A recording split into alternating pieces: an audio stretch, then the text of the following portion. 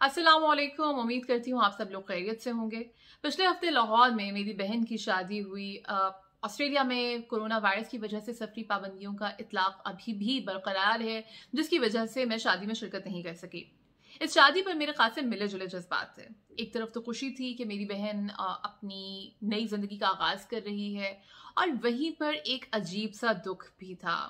एक तो मैं शादी पर नहीं जा सकी, और दूसरी बात ये थी कि जब भी हमारे यहाँ किसी भी बहन या बेटी की शादी होती है तो हमारे दिल में उसकी आने वाली ज़िंदगी के मुताल्लिक अजीब वसवसे होते हैं। वो सब लोग जो बहनों और बेटियों वाले हैं मेरी इस बात को बखूबी समझ सकते हैं। मैं उन तमाम दोस्तों की बहुत मशकूर हूँ जिन्होंने इस मौके पर मुझे रीच आउट किया, मुझे शादी की मुबारक दी और बहन के लिए नेक तमन्नाओं का इजहार किया। एक पिछले व्लॉग में इस मौजू पे बात कर चुकी हूँ कि हमारे यहाँ बेटियों को सांझा समझा जाता है, लिहाजा किसी की भी बहन या बेटी की शादी हो हमारे दिल से बेख्तियार उसके लिए दुआ निकलती है और दिल में एक अजीब सी खुशी होती है।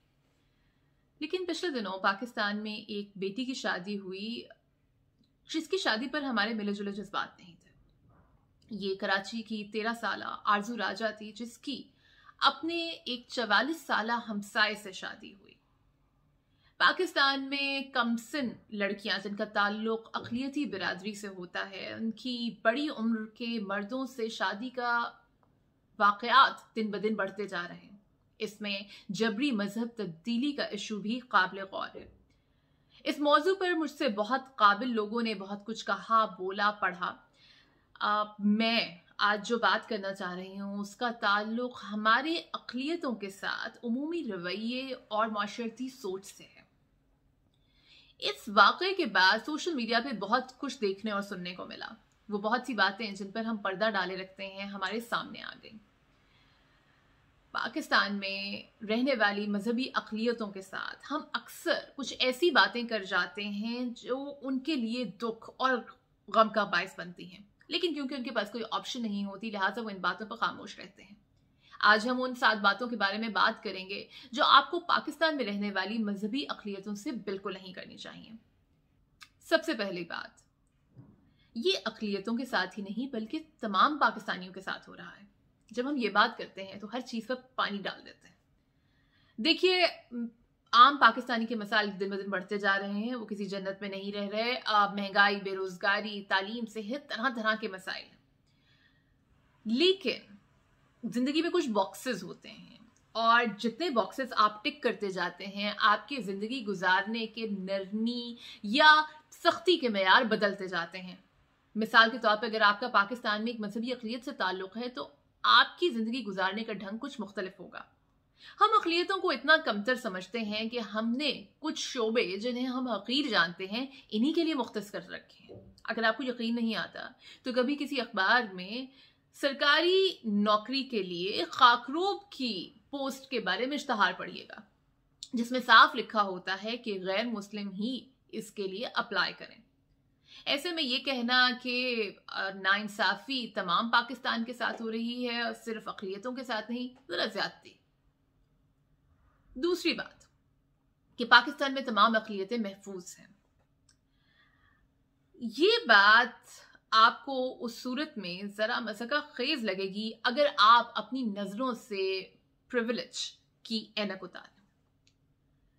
देखिए, मैं ऑस्ट्रेलिया में मुकीम हूँ जहाँ पर मैं एक मजहबी अक़लियत हूँ। यहाँ पे ज़्यादातर लोग ईसाइयत से ताल्लुक़ रखते हैं। मैं दुबई में भी रह चुकी हूँ जहाँ पर हिंदुओं और ईसाइयों के साथ रहना सहना था।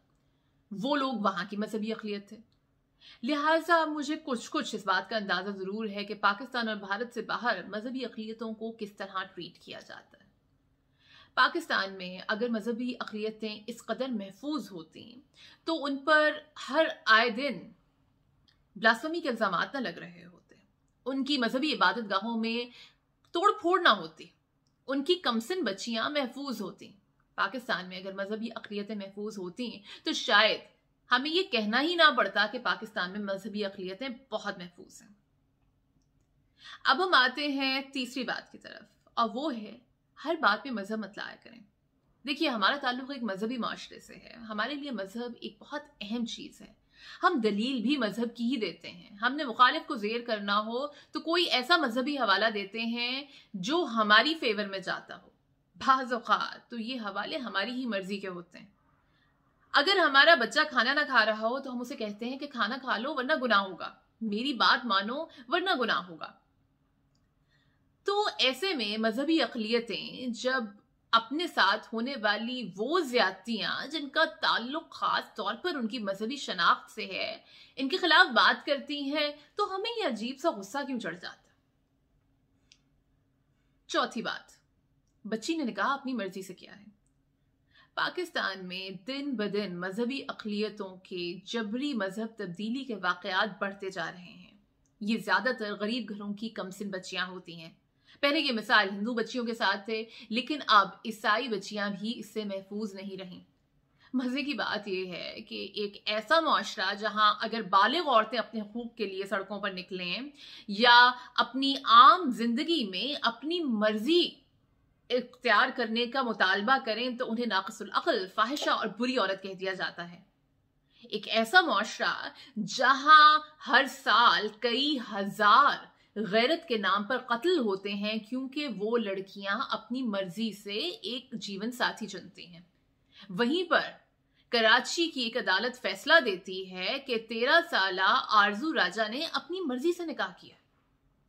पाकिस्तान से बाहर, बल्कि अगर फर्स्ट वर्ल्ड में नजर दौड़ाएं तो आपको इस बात का अंदाजा होगा कि अगर किसी बलूगत से कम उम्र के बच्चे के किसी बड़ी उम्र के शख्स के साथ ऐसे ताल्लुकात हों तो हमेशा बड़ी उम्र के शख्स को मोरद इल्जाम ठहराया जाता है कि भाई वो तो बच्चा था, आपने ही उसको वर्गलाया होगा। ऐसे में बच्चे की मर्जी को इंपॉर्टेंट नहीं समझा जाता कि हाँ, बच्चे का भी दिल था कि उसकी इसके साथ शादी हो जाए या उसके इसके साथ ताल्लुकात। अब हम आते हैं पांचवी बात की तरफ, और ये खासी दुखी बात है, और वो ये है कि आप हिंदुस्तान या यूरोप चले जाएं, पाकिस्तान में रहने वाली मजहबी अक़लियतों को बार बार अपनी हुब्बुल वतनी को साबित करने के लिए बहुत कुछ करना पड़ता है। हिंदुओं को बार बार कहा जाता है कि आप भारत चले जाएं, जिस तरह भारत में रहने वाले मुसलमानों और हिंदू नेशनलिस्ट हुकूमत के खिलाफ बात करने वाले लोगों को कहा जाता है कि आप पाकिस्तान चले जाएं। ईसाइयों को कहा जाता है कि आपको तो यूरोप का वीजा चाहिए होगा। ये बड़ी दुख की बात है क्योंकि यही मजहबी अक़लियती बिरादरी के लोग हैं जो इस धरती के हजारों साल से वारिस हैं।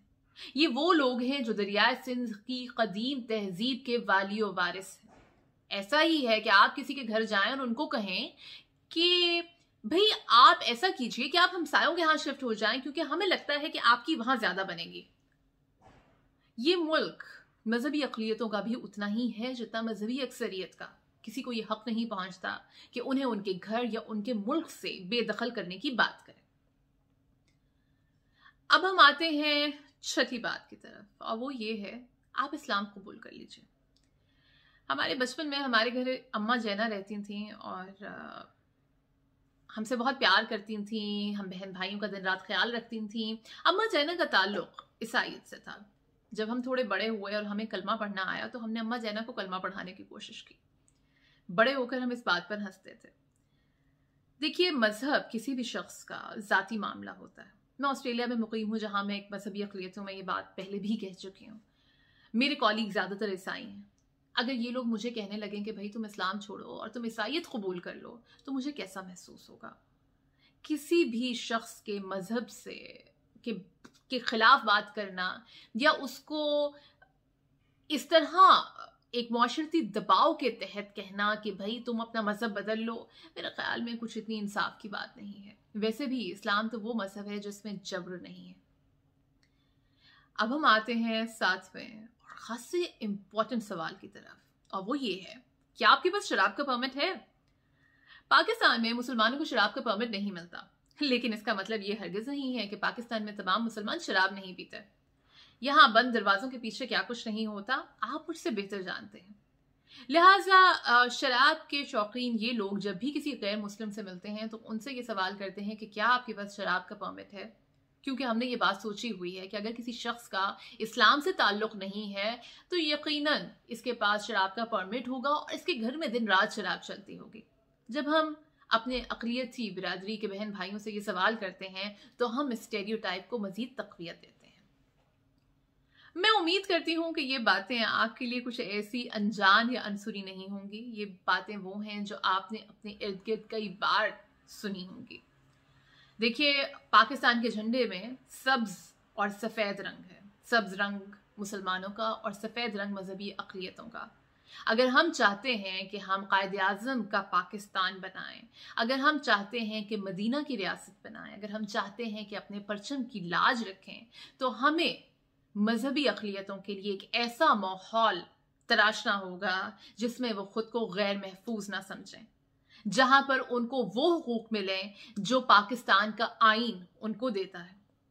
बस आज के लिए इतना ही। अगर आपने इन बातों के अलावा भी कोई बातें सुनी हैं तो ज़रूर कमेंट्स में मुझे अपनी आरा से आगाह कीजिएगा। पाकिस्तान में कोरोना की दूसरी लहर आ चुकी है। मैं हर व्लॉग में ये बात कहती हूँ क्योंकि ये बात मेरे जहन पर हमेशा रहती है। खुदारा अपना ख्याल कीजिए, कोरोना ख़त्म नहीं हुआ। आपसे बाकी की मुलाकात होगी अगली वीडियो में। उम्मीद है कि अगली वीडियो एक बहुत ही इंटरेस्टिंग पॉडकास्ट होगी जिसके बारे में मैं जल्द ही ऐलान कर दूंगी। अगली मुलाकात तक के लिए खुदा हाफिज।